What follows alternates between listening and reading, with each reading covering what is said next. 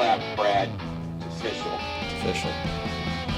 It's as official as the Rams leaving St. Louis. You son of a bitch. Hi, and welcome to Here's the Pitch, and I'm already pissed off at my guest, as you probably heard what he said right there before we started. I'll get into that in a second, but welcome to Here's the Pitch, sponsored by Massa's Restaurants in St. Louis. Yes, St. Louis, no longer home of the St. Louis Rams, the greatest show on turf. We'll talk to Bubba the Love Sponge about that in a second, but I do want to remind you to hit subscribe if you're watching these, and we're going to be doing more of these in 2021. This is his second appearance, so I'm looking to bring back some folks. Tim Sabian's been on twice. I think there's a few others who will be joining me for their second time here in 2021. So hit subscribe, and I'll be doing a lot of these interviews with people you love or people you don't love. Who knows? But you come here to watch them. And again, I appreciate Mr. Bubba the Love Sponge here joining me. Does anyone ever call you Todd or no, Todd? I changed my name legally in 1998 to Bubba the Love Sponge Clem. I don't know what I was thinking.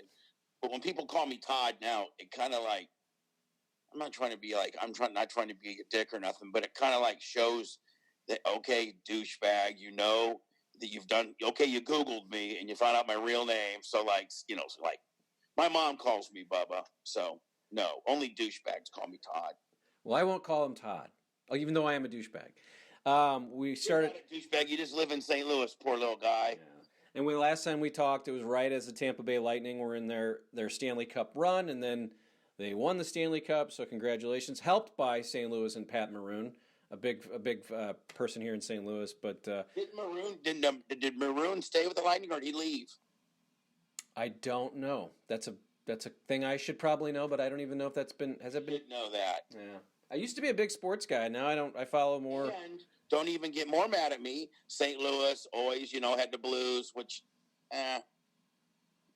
they just until recently won a championship, and then you guys beat us. Remember for the NFC championship and that catch against the Buccaneers, you guys cheated on that one, and now the Bucks are better. Well, you guys don't even have the Rams anymore, and now the Rays are even better than the Cardinals. The Cardinals are one of the greatest organizations ever. Now the Rays, shitty ass Rays, are even better than the Cardinals. Wow. And you took And you're gonna have to shovel snow soon too, buddy. It's true. Bubba's in Tampa. Now, how did the Rams cheat in '99 with the catch? How did that happen? Wasn't that like it was like our guy caught it and they said he didn't have possession? Okay, yes. It ended up being like a rule. Yeah, I remember Sean King threw. Yeah, I remember. I have to say, I was fairly inebriated during that game. So really all I remember was Ricky Prohl making the catch and then celebrating until the wee hours. So. And you know what? Like, why couldn't I didn't think that where they played, it looked like it was a little dimly lit and probably not in the best part of town, but it didn't look like it was like super antiquated or anything like that. I like the RCA Dome when the Colts used to play there. Yeah, I mean, if you look at what Dallas has and Minnesota has, I mean, towns like Minnesota and Indiana. I mean, Indianapolis. The comps were there that our dome didn't look like that. Kroenke, the guy who owned the Rams, was going to move them to L.A. That was his master plan. I think. Is he a Walmart guy? Is he a Walmart guy? Married to Walmart. Do not shop at Walmart. I don't know if people care, but. Get some Walmart ass and own franchises that the Avalanche too and something like that. He owns a soccer team, Arsenal, I think. So yeah, he's hated in many cities, many different places. Have you ever been up in the Arch before? You ever been in it? Oh yeah, yeah. It's like you have. So skinny, like I couldn't even fit up there. You would fit now. I don't know if the old Bubba would have fit. It's like a pod. There's a pod of 5 that you sit in. It's like a very small pod, and you sit like this, hunched over, and it goes up, and it's really cool. If you've never done it, I mean, is it St. Louis in? It's like one of those things. If it's like there, and you're like, oh, let's take the kids, or let's take Uncle Bubba. I'm sorry, let's bring Uncle Bubba in and have a trip. But you don't go there. You just don't go unless it's like something. How much does it cost?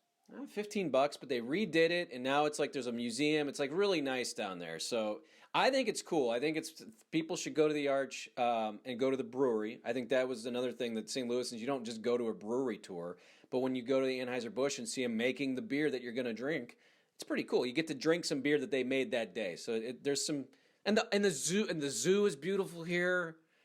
I don't know. Hey, okay, St. Louis Chamber of Commerce, I gotcha. You asked. Listen, I dated a girl that lived in Baldwin for the longest time, and I used to come to St. Louis, and I could not believe it. I'd never seen the Arch growing up in Indiana, and it really is spectacular. Like, you cannot appreciate how big it is until you get up. Because on TV, you know, like anytime they'd show like a Cardinals game, and they'd show like the little backdrop, but you can't really appreciate how big it is until you get up on it. You're like, holy crap, it's big. And I used to work downtown for a long time. I would walk to it, and I would, like you just said, I would admire it because people don't understand. I mean, they put the last piece in at the very top, and it had to fit. And hold on. What? I think it was in like 1964 or something, and all the kids got out of school and they went down to the Arch. I remember I had to do an Arch report when I was a kid. What were you doing that for?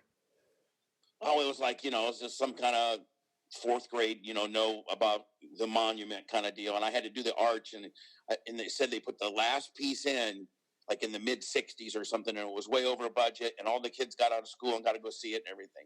Little Bubba down there going, and then they chalked the puss. Everybody, I'm thinking of fourth grade Bubba having fun with the Arch. So anyway, what's going on with you, buddy? You know, I got a podcast now, big time podcast now too. I was going to mention this, so You were not going to mention my podcast on your podcast. Look at this. Bitch. This is a big list of STL. This is you have. I listened to your podcast on the iTunes. I watched your Twitch stream this morning.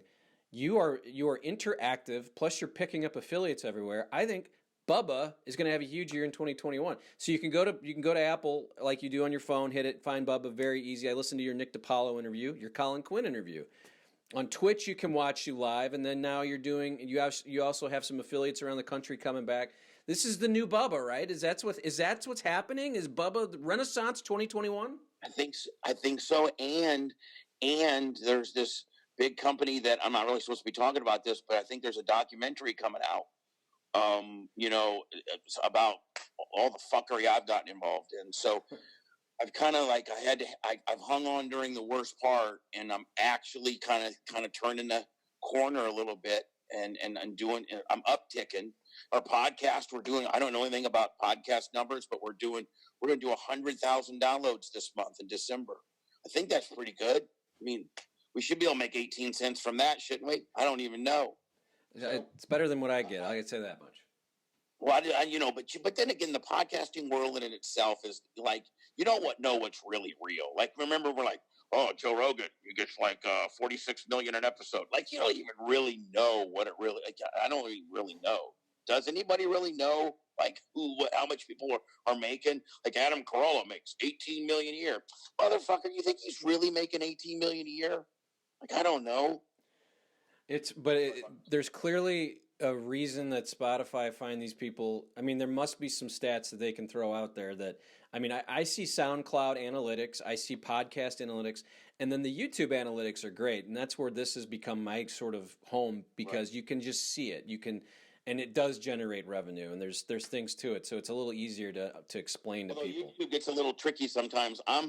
My YouTube stuff instantaneously, it could literally be saying, Bubba reads Bible stories to sick children, helping the world fight hunger. And it would still demonetize me from second when you got to go in there and fight for it, just because that's who I am. You're not on Twitter, right? Because you got banned. Is that correct? No, I'm not on Twitter. I got banned for, that global warming little chick. I told her to shut up, little kid, you're bugging me. And that's all I said was, shut up, little kid, you're bugging me. Go back to school.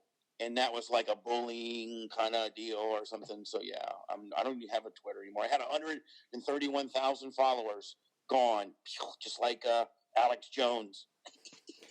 Well, it's good to be compared to him. I believe it or not, I did some research. I was listening to some of your old interviews with Howard, and at one point you said to him, I've been blackballed. Do you still feel like you've been blackballed? Fuck yeah, I've been blackballed by conventional radio, absolutely, and blackballed by Sirius XM as well. Just yesterday announced Howard 5 more years. I emailed him, congratulated him, emailed me back. I love Howard. I would never have even probably be speaking to you or have the global thumbprint that I even still have if it wasn't for Howard. But yeah, I've been blackballed from regular radio and satellite. Absolutely. What'd you think of Howard's deal? Because he does this all the time when he gets to a contract. Oh, am I going to stay? There's really no reason why he should leave, right? I mean, he has it perfectly there. He's got it perfect. I don't know what the financial deal, well, I've heard 5 years. I've heard $600 million for 5 years, $120 million a year. I don't know if it would be that much because I know you scale back in days. But if it is, God bless him. I mean, I still listen to Howard as much as I possibly can, even though I do mornings. I try to catch a replay. Howard's a friend, and Howard's Howard. Any other radio personality that ever talks shit about Howard Stern is just a little bitch. Even if you've worked for him, you've been fired, you're blackballed, you still got to fucking respect the man. You've got to absolutely respect him. He is the king of our media, of our radio world, so to speak. And as I watched your Twitch channel this morning, I was thinking if Sirius is smart, they do a premium, and if Howard would be up for this, it does an hour live on TV. Then you have the Sirius app. You can only watch an hour of his morning show. You don't get the whole thing. That way you still have to buy Sirius, but you charge $20 a month and see if people want to watch Howard instead of Twitch in the morning or the Today Show. Now you can literally put Howard on TV because he does put video clips out there. He puts his interviews out there, but they're later. And they do a really good job at it. I mean, it's slick. It's well produced. So, I think Twitch could, I bet you, I would be willing to think that Sirius, if they paid him what he's worth and what he got, then they probably own the distribution rights of all those video clips. And hell, he does, 4, 5, 8, 10 million on YouTube. I mean, hell, that's a ton of money that Sirius can, recoup on their investment with him. I mean, unless he cut such a great deal that he owns that too, then he's just the man. I mean, then we're just all a bunch of bitches to him at that point. And in this email, I'm not going to ask you to tell me the contents, but at this point, do you go, all right, it's time for you to get me back, do whatever you can, I want to be No, not at all. It was I could almost verbatim tell you because Howard likes things short. I said another 5 years. Wow, honored to call you a friend. Keep killing it, buddy. Say hi to Beth. And he sent back, said, hey, thank you, bud. And there's not a lot of us left, you and me. That's just pretty what he said. But no, he knows I'd love to come back. I don't want to put the pressure on him. He doesn't, the one thing, when I met Howard, God, in 2005, when I was interviewing with him, he made it from the day I met him first time in person. He was really, really adamant about don't get me involved in your deals. Like, go cut your deal. Go make the money. Don't get me involved. And so, I've put my nose in there that I love to be back. But I've learned how to survive without Sirius XM, and it's made me stronger and better and leaner. I mean, I'm still fat, but business leaner. And I want people to know that if you missed our first conversation, we talked about how Bubba ended up at Sirius. So I was really interested to hear all the behind the scenes stuff. But I am curious what this blackball thing. Do you think it was the Clear Channel stuff? Do you think it was the Hulk Hogan stuff, or is it just everything in between that just basically sort of kind of screwed things up for you for a while there? I think it's the whole body of work. I think I think that it started out with probably the sex tape, and then it's the Nielsen issue, and so it was a perfect storm. I've done a lot of it to myself. I really have. I can't blame anybody but myself on some stupid stuff that I've done.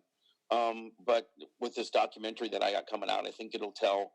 It's not going to vindicate me, and it's not what I want. I don't want vindication. I just want the side of the story that has not been published by the media, and because it's not cool to make me look like a victim. And I have been a victim on some of this stuff, and I've also been, the culprit of some of this stuff. But let people see the stuff that's not been reported, and they can form their own opinion. 50% will still hate me, and 50% will say, wow, I didn't know that went down like that. What is the name of the documentary? Where will we be able to find it? I know it's probably still in its early processes. Yeah, it's so early. I wanted to call it Video Killed the Radio Star, is what I wanted to call it. They think that that's too event specific with regards to just one event of fuckery inside my life. So, it's going to be, I don't know what it's going to be called, but, and, it's not even been picked up. We're shooting it now. And that whole documentary world is not nearly as sexy as what people think, either. You shoot a pilot, you see if you can get some interest, see if you can get a series funded. So it's a whole world in itself. I'm assuming now we did cover a little bit of the Hogan tape last time, but it's something that really changed your life, right? I mean, that one little instant, isn't it crazy how one thing like that? And I was curious about, does Hulk finally understand that you weren't behind it? I mean, it seems like with kind of the settlement I saw, he understands it. I mean, you had the camera, but you didn't distribute it. And I think he knows that. He just can't. He's been so highly compensated that he doesn't want to get into it, and I wouldn't either, because you don't want to remind people of that event, especially when it wasn't cool to him, and I don't mean anybody to take what I'm saying as that, but I mean, Hogan's made 50 or 60 million from it. I lost my job and my credibility, and so one guy's on the good side of it, and one guy's on the bad side of it. Although he did get the money, but there is a part of that tape that does not make him look favorable and has kind of screwed him a little bit. Hey, pay me $66 million, and you can think of me any way you want.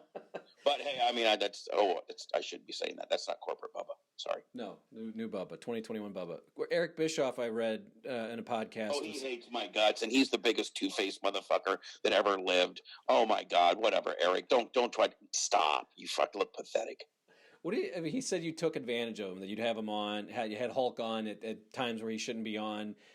I took advantage of him when he's using my show as a delivery mechanism to talk bad about Charlie, and he called my show every day. Hogan called my show every day with some type of agenda. Nobody used anybody. If anything, I got used. Fuck. Shut up, Bischoff. God. Would you like to get in the ring with that guy? I mean, he's older. I got a lot of respect for Eric Bischoff, but the latest shit he's been talking about me is bullshit. He's a great guy, probably physically could kick my ass when I'm 54 years old. What, he's 60? We've got a 60 and a 50-year-old. We're not Roy Jones or Mike Tyson. Fuck that. He's just been talking a lot of shit about it. I mean, I wish him the best. He's brilliant at a lot of things, and he's also brilliant at embellishing the truth. Fucking asshole. I like when people go on and on, but I wish him the best. But I wish him the very best living in Casper, Wyoming, or where the fuck he's living. Good luck to you, Eric. You're a great guy. You made a lot of money. You did better than I did. Fuck off. Oh, well. Just say that. Sorry. I guess this is not a promotion for 83 weeks, but a good podcast. Fun to listen to. Are you watching? Nonetheless, it's great. No, 83 weeks, number one. Fuck. Yippee-yo. Are you watching grappling these days? Are you watching AEW, WWE? Are you into anything right now with that? Not really. I've kept in touch with Jericho a little bit. I've befriended Matt Riddle from WWE, but I don't really keep up. I kind of keep up with some people that are still in the business that are my friends, but I don't keep up with necessarily the storylines. I got to tell you that Fox really does a good job on producing Vince's thing on Friday. That looks slick as hell, and if they could ever get back in some regular arenas, I think that would look good too. They're down in Tampa now, at where the Rays play, doing some stuff. But they got to get. Wrestling is so audience interactive, and you feed off the audience so bad. Whether you're selling your gimmick and they're believing it or not, it's a good gauge as to how you're doing. Wrestling needs. This COVID shit's ridiculous. I don't know how you people in St. Louis feel about it. I know you people think that us people in Florida are a bunch of super spreaders, but I don't know anybody that's died from it. What the fuck? I almost want to get it so I can get through it and say, look, the finest strain of Indiana white trash fought through it. Everybody. I mean, listen, there's a lot of people dying from it, but I just think this is a bunch of bullshit too. I do. I have no idea. It's just because I do know a few people that died from it, and I'm not sure. It sucks. So I don't want to. I never. Now that I don't even know if they died from it. I mean, did they die from it? Well, that's what they said. that's where it goes from, right? But I don't know, and I don't want to. Enough people hate me. I don't want to get fucking Bubba COVID shit. But it just. I don't know. I think we're in some big fucking trouble as a country. Yeah, well, that's an obvious, and maybe we'll get into that a little bit here in a bit. But I wanted to kind of run back through some fun moments. And we talked about your wedding in 2007 that you had Howard on. You had Howard and his crew come down, and I was watching this special that Howard TV and Doug Goodstein put together, and it was behind the scenes. And it's really the only time I think I've ever seen Howard on a plane, at a birthday party, just kind of being mellow. And I thought it was one of the coolest things, and I had never seen it. And I think I saw it on your channel. Tell me about that weekend when you get the sense that their whole crew is coming down, what it meant to you to have Howard come down. I don't even really know how special, as it's happening. I don't know if this sounds stupid or not, but as it's happening, I didn't even realize how special of a moment it was, and how sacrilegious it is for Howard to go anywhere, and how he doesn't like to go outside of his bubble. And I think Howard had talked about on his show that after my wedding, it inspired him to propose to Beth, because he just saw how beautiful it was, and if that makes any sense. But I think he was very inspired by it. I think it's one of the reasons why we still keep in touch as friends. I think he had a good time, and we respected his privacy and made it comfortable for him. And it was so sacred that I didn't even know how sacred it was while it was happening. And what I got out of it was the fact that his crew even got like Artie and even Sal and Richard, which they came into your show and created. Fred. Yeah, everybody, Robin, everybody was there. I mean, Doug, Yeah. Tim Sabian, like all these people that have been on here, but it was interesting. And of course, Artie. I always ask, how's Artie? Do we talk to Artie? Can we get a hold of Artie? What is going on with Artie? Do you have anything? I'm in the same world as you, bud. I've even got a hold of some of his comedian friends. Tim can't get a hold of him. Opie. I can't.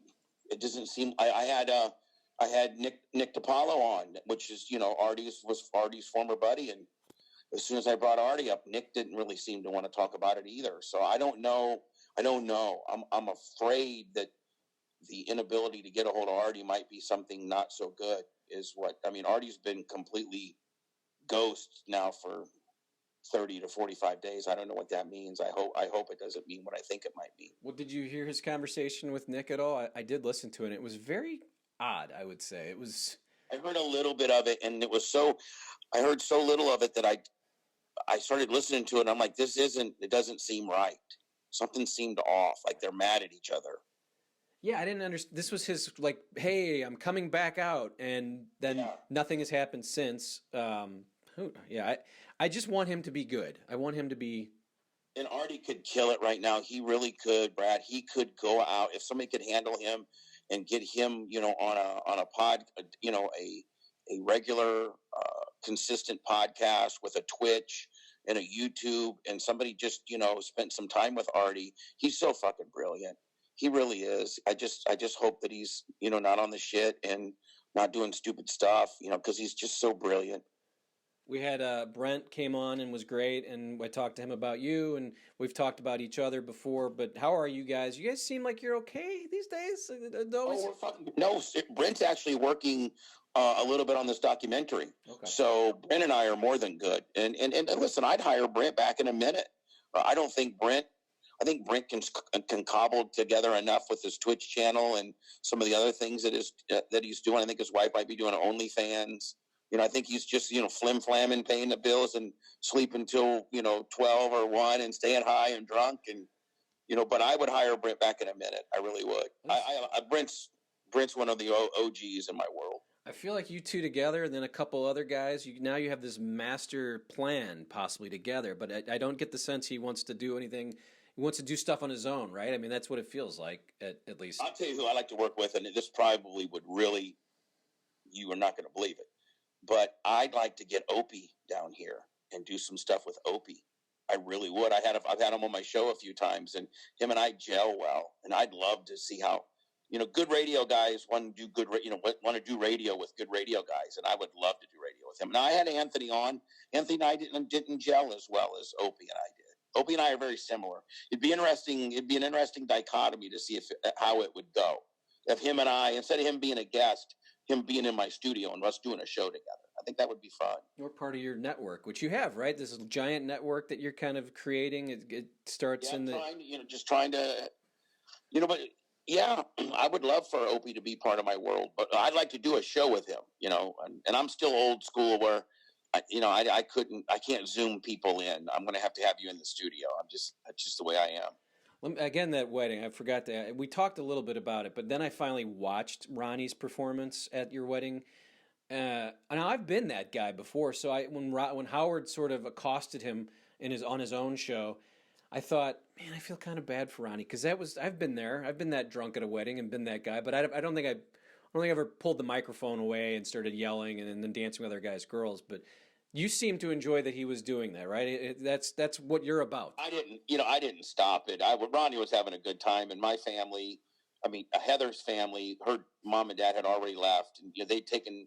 We had the part of the ceremony where the kids were going to be like for the first hour, and then after the kids had left with the grandparents, we were going to, just be more wilder and get drunk or whatever. So the kids had already left, and I didn't. Language doesn't bother me, So he said, "Let's fuck some whores." I mean, when you invite Ronnie to your wedding, that's what you might get. So I didn't offend me. Howard was more mad about it than I was. I think it was part of a bit, probably. But when you first showed up at Sirius the day it was 1906 and walked into Howard's studio, Ronnie was up your ass. Was that real? I mean, and you guys. No. Ronnie and I are so cool. We keep in touch privately as well. So, I think Ronnie and I had kind of like, hey, I'm going to give you a hard time when I come in there. I'm like, okay, old timer, I'm going to fuck back with you. We had a little discussion before. I did not understand why Ronnie was funny. Like, it never made sense to me why Ronnie was funny. And I think here in the last 5 years, if you go back and look at some YouTube stuff, my wife was like, "What are you laughing at?" I'm like, "Ronnie is screaming at Greg Carmel for no reason. Like, just yelling at Howard TV people." He's funny as fuck. Ronnie's it's an acquired taste, but once you understand Ronnie's humor, then he's funnier than shit. What was it? So, and then Brent and I were talking too about your time at Sirius when you were working in Tampa, and you're on Sirius, but now you've got these people trying to control the show, and it's kind of like what you were going through at Clear Channel. I think. Tell me a little bit about that time where there was bits where people were like, "No, Bubba, can't do that," and it sort of became that whole thing that you were going through at Clear Channel, or was it? Was it as bad as Brent made it sound, or was it kind of because Brent seemed like he was kind of dealing with it legally most of the time? Well, there's the terrestrial world we lived in at that point. We were exclusive to Sirius for 2 years, for 2006 and 2007. We only did Sirius. And then all of a sudden, regular radio comes along, and they're like, "Hey, we're going to pay you a ton of money to come back to Tampa." And so for mornings, and so there was for 2008 and 2009, we did 2 shows a day. We did a morning show and then did an afternoon drive show, and it damn near killed me. So then, we lived in 2 different worlds. But then, the satellite world started getting a little more censored, and just I think that they resented the fact that I'd now gone and was doing regular radio as well. They began telling us that we could and could not do some various stunts that we wanted to do. But at the time, I thought it was fucked up and it's bullshit. We should be able to do what we want. But some of them were pretty. I can certainly understand where they would have a problem with them. Of course, I took it under the guise of being censored and them fucking with me and stuff like that as it was happening. But it was probably, they were probably too much. They were involving there were some pretty taking an RC car and strapping a dildo onto it and then driving it into a girl's vagina. I mean, just crazy stuff. Oh, Bubba, what were you doing back then? Come on. Was doing that. I was taping a dildo to an RC car and then driving it into a girl with like a remote control. Yeah, that's what I was doing. Is Tim Sabian the one that has to call you and tell you, no, we're not doing it? Is he the bad guy? Getting a big fight with Tim, and then poor Tim was just relaying what Greenstein and Price said. So, I was impossible back then. I should have just said, "Listen, man, these checks are cashing. I'm on Howard's stage. Fuck it. I'll read Bible stories." But I didn't do that. How are you and Greenstein these days? Not good. I've begged for forgiveness. I've literally begged. I've literally said, "Dear Scott, I'm so sorry for being impossible. Please forgive me. I'll do anything." Nothing. Crickets. Which is worse. I'd rather have a guy cuss you out and say, "Man, you suck, fuck off," than crickets. Yeah. That's what chicks do, is they play cricket games. Ghosting you is what he's ghosting. Yeah, is what the kids say. Ghost. Well, the songs were funny. Yeah. Yeah. Well, you've got a new crew of people now, Lummy and Seth, and so people who've listened to you for years. As I read, because we don't get you here. Yeah, I look fat as fuck on the screen. Whew. You do have it close to your face, I would say, but it's for proper lighting. Wow. We were worried more about the lighting than we were how you looked on the camera. I'm a little frightened of you, Bubba. Make sure your kids and wife don't come home and see this shit. They're gonna firewall me for some bullshit. But just talk about this new crew of people you've got. It just sounds like you've got this sort of what you had in your heyday. Kind of this thing is kind of coming back together for you, right? I mean, am I right? Am I right? You're right, Brad. You're right as fuck. I mean, I got some good chemistry with some great people, different dynamics, and I'm the ringleader of it all. And I hate to always refer back to Howard, but I mean, look at Howard.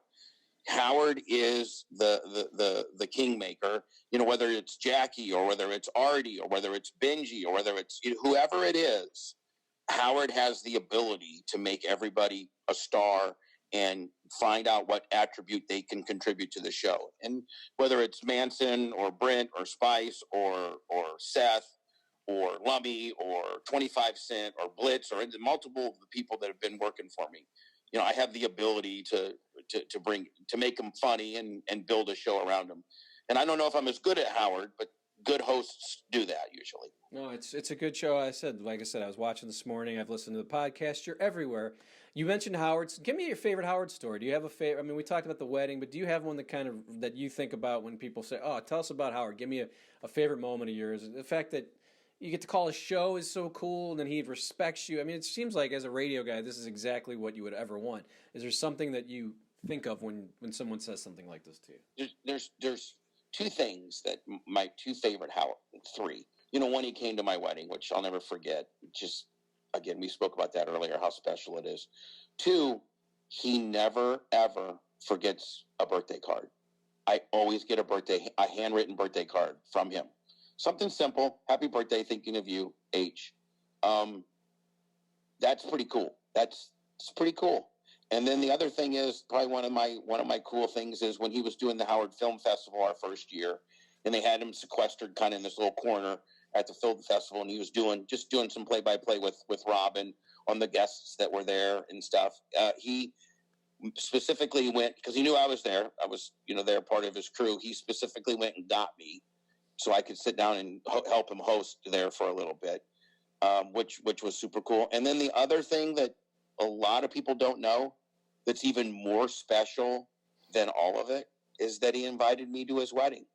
I was one of very few people that got to go to the night he got married, to Beth at, I forget what that place was called, somewhere in New York, somewhere fancy.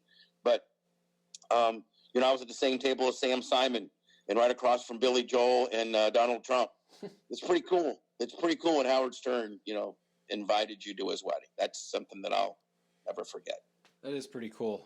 So we're running low on time. I feel like if I talk 5 more minutes, you might pass out. You look a little tired. No, you can do whatever you want. Do I look that bad? No, I feel like I'm boring you. No, stop being a pussy. We can go on forever. God, Brad, where's your wife at? I have one question for you because I was thinking about this. I looked, your dealings with Tucker Carlson for so many years. Did you ever think about being a political commentary guy? Because, you mentioned Alex Jones earlier, and he went off the deep end and started doing conspiracy theories, but it works for him. Did you ever think about kind of molding yourself into that? Because I could do that in a minute. I could absolutely do that in a minute. It's, but I think that's, and I would do well because I'm a radio guy. I could, I'm a showman, but that space is so crowded. The angry white guy. Shapiro's killing it right now. I'm not nearly as smart as those guys. I can string together some white trash, street level opinions, but I'm not nearly as well read as those guys are. I'm not. They're Tucker is so well read. Ben Shapiro's so well read. Michael Savage is so well read. Glenn Beck's more well read than me. So I stay out of that. I touch on it a little bit on my show, but more kind of from a common guy's perspective. But I think the people in that space, it's already crowded, I like my little kind of guy show, guy soap opera. We don't do the stunts or have the strippers anymore, but I kind of like the lane that I'm in. And I think I've kind of figured out how to distribute it a little bit more, massively, where We're picking up some FM affiliates. I'm 54 years old. I'm able to pay my bills. You know, I don't have a plane and a hot wife and all that bullshit anymore, but I'm still pretty happy. What are those guitars behind you? What's going on in your house? Oh, there? That's those are just some of my old. You know, I'm in my apartment, and that's just some of my old. You know, from being in radio, guitars and gold records and stuff like that. Anybody signed? Sitting in my recline, kind of like your memorabilia behind you of Kurt Warner's jockstrap in '89. You know, I got some stuff. Some of these people I actually met, so I met every one of those. I mean, everybody that signed had been on my show and whatever. You know, us guys, as we get older, Brad, we like to hang on to yesteryear, so we like to hang shit up. I can see that you're down in your little man cave down there or your basement or whatever. Yep. This is where I go to the upstairs. The rest of the family's allowed. I find solace. Only Dad's down here. Oh, this is my studio. This is where, I'm very, very busy down here. Right. Even though you're looking at porn half the time. No, never. Don't do that. Anything? Porn's gotten good. Free porn's gotten pretty good, I'm telling you. Is there anything we've missed in our conversation as I wrap up here? I feel like like I said, I showed you my little list here. I worked very hard on it. Listen, you need to stop being a little shy pussy, and we need to do this however often you want. You want to do this every 3-4 months? Fuck, I'm up for it. You're my friend. You know, I like you. A lot of people don't like me, but we gel, and, you know, fuck, let's just do this whenever you want. Stop being a pussy. Just ask. I did. That's what I did. I said, let's do it again. And now that I know that the invitation's my friend, you know what you should do is you should come down here for spring training if we ever have it. But I think St. Louis is now in Arizona. No, we're across the way. We're in West Palm, where I will winter one day, so I may make my way over to Tampa at some point. If you ever came down, my studios are in Tampa, right by the airport. I would more than love to have you come, you know, tour the place. But more importantly, you could do a show here if you wanted. Let's do it. I like this idea. Podcast. We've now booked myself to do a show in Tampa. Do you ever come to Tampa? I have not been to Tampa in a long time. No, I always go to the other side. I like the other side. The Cardinals have trained there. I used to work there for a while, so I know that West Palm, Jupiter. I like where Robert Kraft was going. He had this kind of area right next to the hotel. You liked the Chinese J-Spa. You filthy, nasty St. Louis person. I will tell you this. I did not know. Ravioli eating motherfucker. I will tell you that I did not know that was going on. But that weekend, I was in the shop next to it buying swim trunks. And I was like, damn, I was at the wrong damn store. Man, $60 could have got me a pair of swim trunks or something over there. Well, we're Midwesterners. We're Midwesterners forever, right? Like you, Indiana, you're a Hoosier. I'm a... Whatever I am, I'm a Hoosier. Listen, my buddy Kenny Wallace. I think Kenny Wallace still lives in St. Louis or has a place. I think. I don't know. He does. Might have moved back to North Carolina. I don't know. I believe he lives in Arnold, which is the yes, it is very. Kenny Schrader still lives in Missouri. I think. And there's one. I thought there was one other racer. Carl Edwards, I think, is from Missouri. Columbia, Missouri. Boyer's from Missouri. Yeah, the Show Me State. It is. We're the Show Me State. Don't forget, Bonnie and Clyde had their famous shootout in Joplin, Missouri. Don't forget about that. All right. Is there anything we missed? I think, like I said, I'm at the end of my prepared. You're rope with me, and I'm at the end of my rope with you. We need to wait another 3 months. No, I will definitely take you up on it because I think people enjoy. Absolutely, you're a great historian and a great podcast guy and a great dude. You got great hair, and you're Midwestern. And, you know, fuck, what is not to like about you, Brad, from STL? Thank you, Bubba. I appreciate it. And hopefully maybe one of the FM stations here will pick you up. We need some fun in the morning. That ain't happening. That is not going to happen. All right. Well, we'll look. I was on a radio station like 1480 or something. Did you know that? No. It was called St. Louis Man Radio or something. Oh, the Man. 1380, the Man. Were you on that? Yes, and I was on there, and this guy was shady as hell. This dude who owned it, and it was like brokered kind of deal. And I was on there, and he took me to a St. Louis when I was dating Nikki. Her dad from St. Charles was a Baldwin. Yeah, this guy who owned this radio station had seats right behind home plate. And we went to the game, St. Louis Dodgers game, and got to eat in this fancy restaurant by underneath the dugout kind of deal and everything.